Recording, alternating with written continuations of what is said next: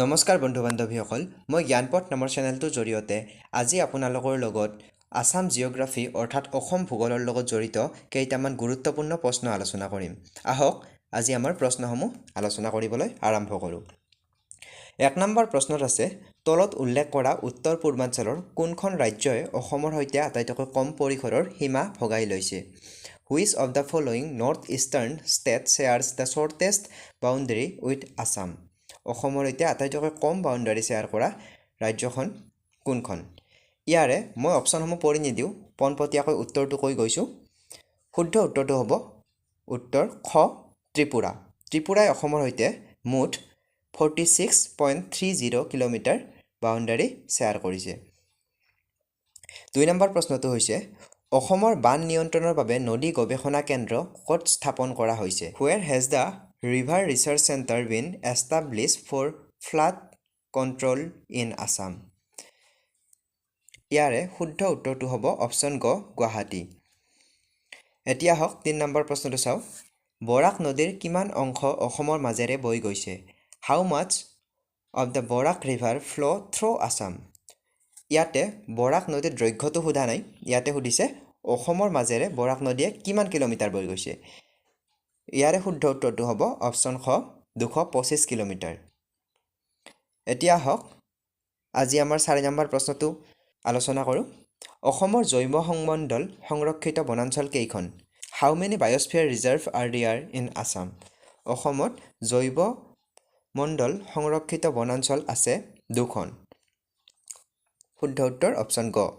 অসমৰ জৈৱ মণ্ডল সংৰক্ষিত বনাঞ্চল কেইখন হ'ল মানাস ৰাষ্ট্ৰীয় উদ্যান ইয়াক জৈৱ মণ্ডল সংৰক্ষিত বনাঞ্চল বা বায়োস্ফিয়াৰ ৰিজাৰ্ভ হিচাপে ঘোষণা কৰা হৈছিল 1989 অৰ্থাৎ 1989 চনৰ 14 মাৰ্চ তাৰিখে আৰু দ্বিতীয়খন হৈছে ডিব্ৰু-চৈখোৱা ৰাষ্ট্ৰীয় উদ্যান ইয়াক বায়োস্ফিয়াৰ ৰিজাৰ্ভ হিচাপে ঘোষণা কৰা হৈছিল 1997 চনৰ 28 জুলাই তাৰিখে এইবাৰ হওক আজি আমাৰ 5 নম্বৰ প্ৰশ্নটো চাও তলৰ কোনখন ৰাষ্ট্ৰীয় উদ্যানত বন ঘৰচীয়া ঘোঁৰাৰ বাবে বিখ্যাত Which of the following national park is famous for feral horses? বনৰীয়া যে ঘোঁৰা সেই ঘোঁৰা কোনখন ৰাষ্ট্ৰীয় উদ্যানত পোৱা যায় ইয়াৰে শুদ্ধ উত্তৰটো হ'ব অপচন ঘ ডিব্ৰু-চৈখোৱা ৰাষ্ট্ৰীয় উদ্যান ডিব্ৰু-চৈখোৱা ৰাষ্ট্ৰীয় উদ্যানত অসমৰ বনৰীয়া ঘোঁৰা পোৱা যায় এতিয়া হওক 6 নম্বৰ প্ৰশ্নটো চাও অসম চৰকাৰে অসম গড় নিধন পৰিষদ আইন কেতিয়া প্ৰণয়ন কৰিছিল When did the government of Assam enact the Assam Rhino Poaching Prevention Act? Assam চৰকাৰে গড় যেটো নিধন হৈ থাকে বা গড়সমূহক আমাৰ বিভিন্ন চৰাং চিকাৰীসমূহে নিধন কৰে তাৰ প্ৰতিৰোধ কৰাৰ ক্ষেত্ৰত 1954 চনত 1954 চনত এখন প্ৰিভেনচন এক্ট গ্ৰহণ কৰা হৈছিল এতিয়া হওক 7 নম্বৰ প্ৰশ্নটো 2022 চনৰ পৰিসংখ্যা অনুসৰি কাজিৰঙা ৰাষ্ট্ৰীয় উদ্যানত গড়ৰ সংখ্যা কিমান What is the number of rhinos in the Kaziranga national park as per 2022 2022 চন অনুসৰি অসমৰ কাজিৰঙা ৰাষ্ট্ৰীয় উদ্যানত গড়ৰ সংখ্যা 2613টা এতিয়া আহিছো আমাৰ 8 নম্বৰ প্ৰশ্নটোলৈ 8 নম্বৰ প্ৰশ্নত আছে অসমৰ ক'ত শগুন সংৰক্ষণ প্ৰজনন কেন্দ্ৰ স্থাপন কৰা হৈছে Where in Assam have vulture conservation breeding center been established?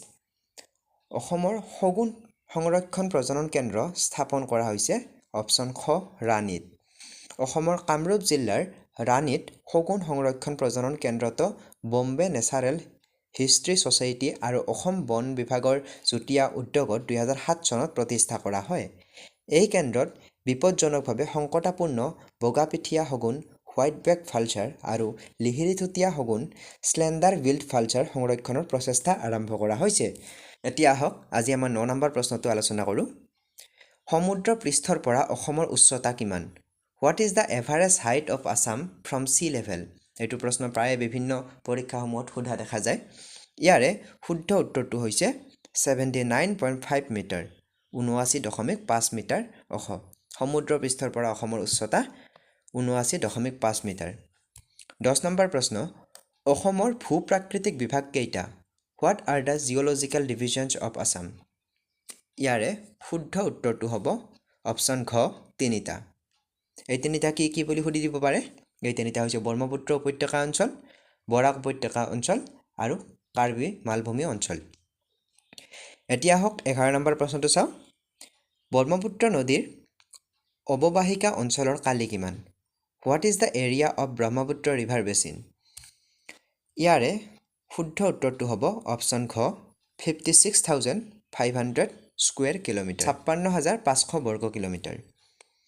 এতিয়া হক 12 নম্বৰ প্ৰশ্নটো চাও 12 নম্বৰ প্ৰশ্নত আছে অসমৰ কোনখন নদীক চাংপো দিবাং সিয়াং মেঘনা আদি বিভিন্ন নামেৰে জনা যায় Which river of Assam is known by different names like Changpo, Dibang, Siang, Meghna, etc. এইখন আমি সকলোৱে জানো Dibang, Meghna, Siang এই সকলোখিনি আমি এখন নদীকে কওঁ সেইখন হৈছে আমাৰ ব্ৰহ্মপুত্ৰ নদী এতিয়া হক 13 নম্বৰ প্ৰশ্নটো চাও অসমৰ বনভূমিৰ কালি কিমান আমি সকলোৱে আমাৰ যি অসমৰ বনাঞ্চল আছে তাৰ আমি পাৰ্চেন্টেজ হিচাপে সকলোৱে জানো কিন্তু ইয়াতে সুধা হৈছে যি আমাৰ অসমৰ বনাঞ্চল আছে সেই বনাঞ্চলৰ বৰ্গকালি হিচাপে কিমান কিলোমিটাৰ আছে ইয়াৰে শুদ্ধ উত্তৰটো হ'ব অপশ্যন ঘ 26832 বৰ্গ কিলোমিটাৰ অসমৰ বনভূমিৰ কালি 26832 বৰ্গ কিলোমিটাৰ ই হল অসমৰ ভৌগোলিক মাটিকালিৰ প্ৰায় 34.21% এতিয়া হক 14 নম্বৰ প্ৰশ্নটো চাও 14 নম্বৰ প্ৰশ্নত আছে কাজিৰঙা সংৰক্ষিত বনাঞ্চল হিচাপে কেতিয়া ঘোষণা কৰা হৈছিল When was Kaziranga declared a reserve forest কাজিৰঙাখনক সংৰক্ষিত বনাঞ্চল হিচাপে ঘোষণা কৰা হৈছিল ইয়াৰে শুদ্ধ উত্তৰটো হ'ব অপশ্যন গ 1908 চনত 15 নম্বৰ প্ৰশ্ন যেটো আজি আমাৰ শেষৰটো প্ৰশ্ন শেষৰ প্ৰশ্নত আছে অসমৰ হাৰগিলা সংৰক্ষণ কেন্দ্ৰটো ক'ত অৱস্থিত Where is the Greater Adjaren Store Conservation Center of Assam located অসমৰ হাৰগিলা সংৰক্ষণ কেন্দ্ৰটো আছে পছৰিয়া আজি আমাৰ যি 15টা প্ৰশ্ন আলোচনা কৰিলো তাৰ উপৰি আপোনালোকৰ বাবে এটা প্ৰশ্ন ৰাখিছো সকলোৱে কমেন্ট কৰি উত্তৰটো জনাব এই প্ৰশ্নটো হৈছে 2022 চনৰ ৰাষ্ট্ৰসংঘৰ বিৰল সন্মান চেম্পিয়ন অফ দা আৰ্থ অসমৰ কোনজন প্ৰকৃতিবিদে লাভ কৰিছিল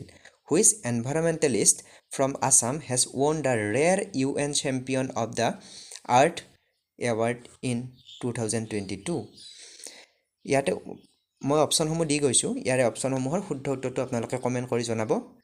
এই বটাটো বিশেষকৈ আমাৰ যি আমি ওপৰত 15 নম্বৰ প্ৰশ্নটো আলোচনা কৰিলো হাৰগিলা সংৰক্ষণ এই হাৰগিলাৰ লগতে জড়িত গতিকে আপোনালোকে শুদ্ধ উত্তৰটো কমেন্ট কৰি জনাব ধন্যবাদ জ্ঞাপন কৰিছো আপোনালোকে অতি ধৈৰ্য সহকাৰে মোৰ ভিডিওটো চোৱাৰ বাবে ধন্যবাদ জ্ঞাপন কৰি আজিৰ ভিডিওটি ইমানতে সমাপ্ত কৰিছো ধন্যবাদ